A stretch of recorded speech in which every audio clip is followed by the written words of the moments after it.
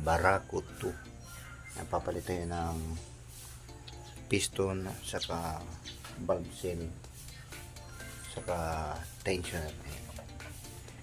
Ayan yung ano natin. Ayan, binabaklas na natin. Ayan, ipapakita ko mamaya sa inyo pag nabaklas ko na yung pyesa. Ito guys, babaklasin natin itong kanyang cylinder head block. Ayan, pati ang kanyang tensioner papalitan na lang natin dahil ayan, sama na ng tunog.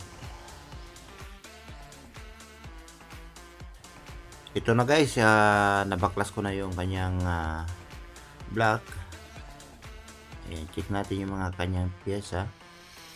Ito yung kanyang block guys, medyo okay pa naman. Ayan, at ayan, i-check natin lahat.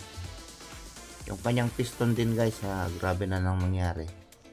Ito, puro carbon na, tapos may tama na yung ayan, tagiliran kasi napabayaan ng may-ari, naubos ng langis. Ito yung papalit natin guys, bago. Ayan, nakabili na tayo ng bago na piston ring. Ayan, ito yung kanyang cylinder head. Ano din natin yan, i-grind natin dahil singaw yung kanyang valve. Ayan, ito yung medyo matagal-tagal dahil ayan, i-grind natin yung mga kanyang mga valve ring. Ayan, ngayon lang kasi nabuksan daw tong makina na to, kaya ito yung kanyang valve.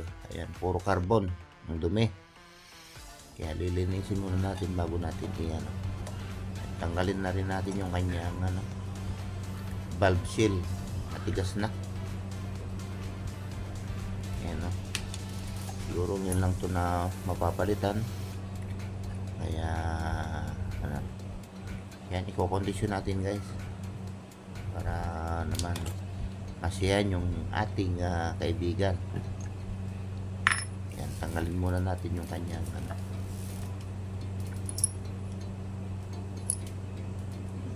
yan, igagawin natin guys.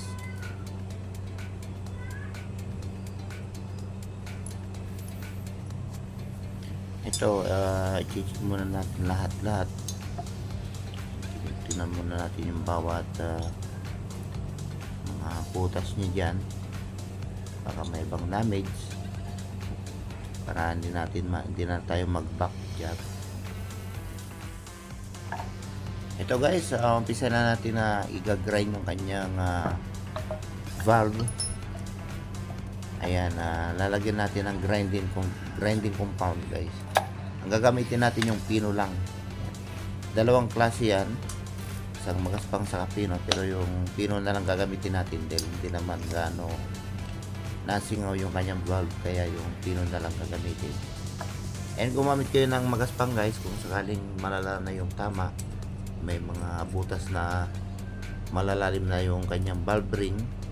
Yun, gumamit muna kayo ng magaspang na grinding compound, tapos pag medyo okay na, sa kanyo i-finish nyo ng yung pino na grinding compound. Ayan, yung gilid lang ang lalagyan guys, ganyan lang.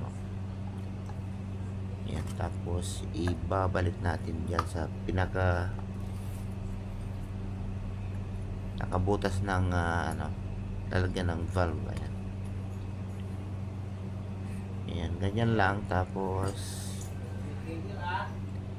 iikutin natin yan kanan pakaliwa na ikot. Ayan, gagamit tayo ng hose. Hanap lang yun ng hose guys na masikip para hindi matanggal. At kung mayroon kayong barena na electric drill, o kaya yung kahit di kuryente, para mabilis, yan, ikabit yung sa electric drill para mabilis yung tulad yan guys.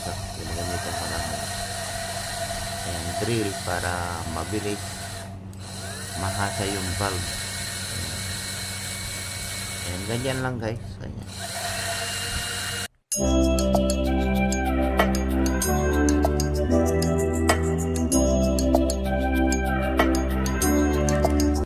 Ayan, tapos na natin i-grind yung kanyang valve. Ayan. Ito naman yung kanyang valve seal na binili natin. Ayan, original yan guys.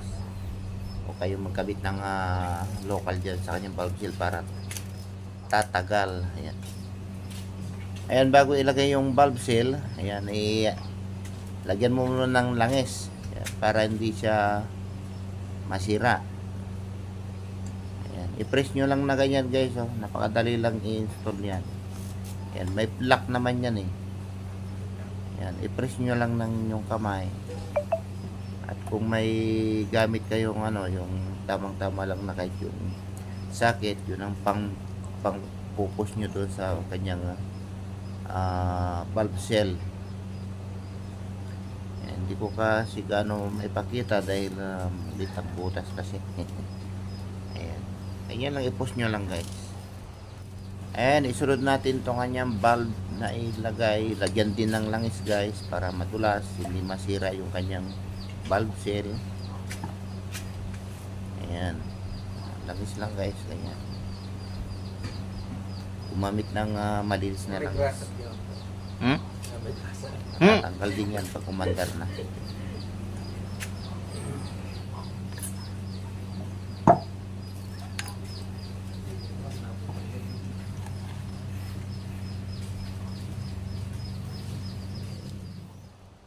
Ito, sunod yung kanyang valve spring.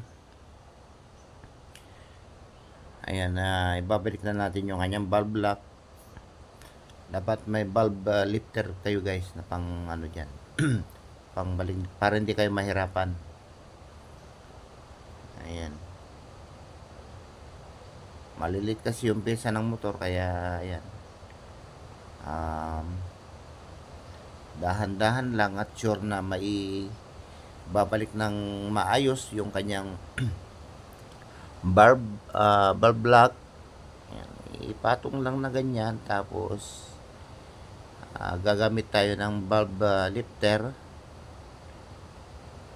Ayan, ito yung pang guys, ayan, ayan. Tapos ipopos lang, ayan, ganyan lang guys. Ayun, nabalik na. Napakasimple, di ba? Kung may valve lifter kang pang gagamitin. Kung wala, yun. Tiyaga-tiyaga lang sa DIY. Pero mas maigi yung may gamit ka na pang tanggal ng lock, pang balik ng lock. Ayan. Marami namang nabibili dyan guys sa mga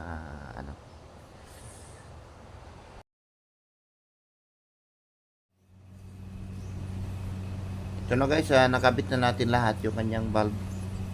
Ayan, kabilaan. Ayan.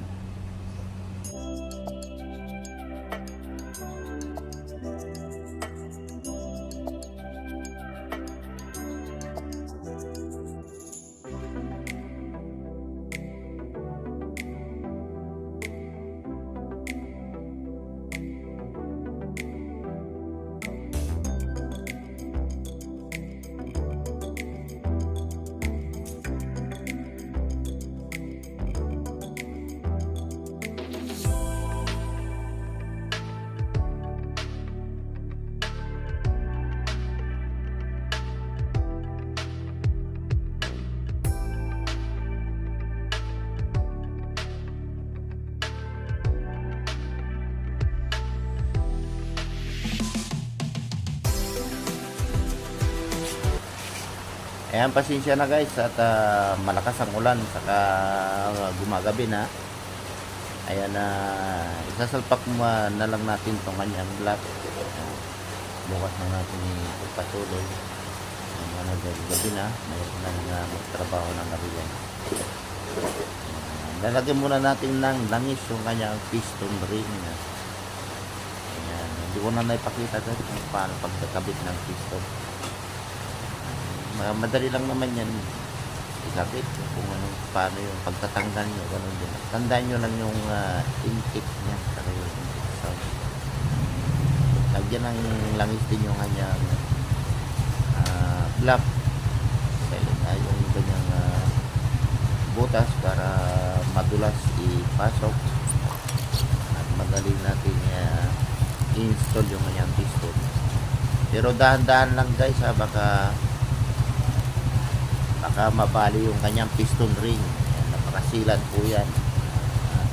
Ikabit, kaya pag kayo nag-i-install ng nagpabalik ng ayan, dahan-dahan lang guys.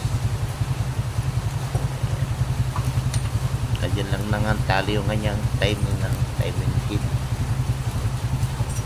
Pasensya na guys ha, medyo madilim na dito. Ayan na natin ikabit pa. Ayan guys, grabing lakas ng ulan tapos madilim na. Ito, higpitan ko lang to guys at bukas na natin ipagpatuloy ito. Ayan, dahil madilim na, mahirap din kasi gumawa ng madilim guys. Ayan, maraming salamat po guys sa panonood ha. Ayan, maraming salamat sa inyong lahat. Ayan, sa walang sawang pag-support. Ayan. Maraming salamat guys.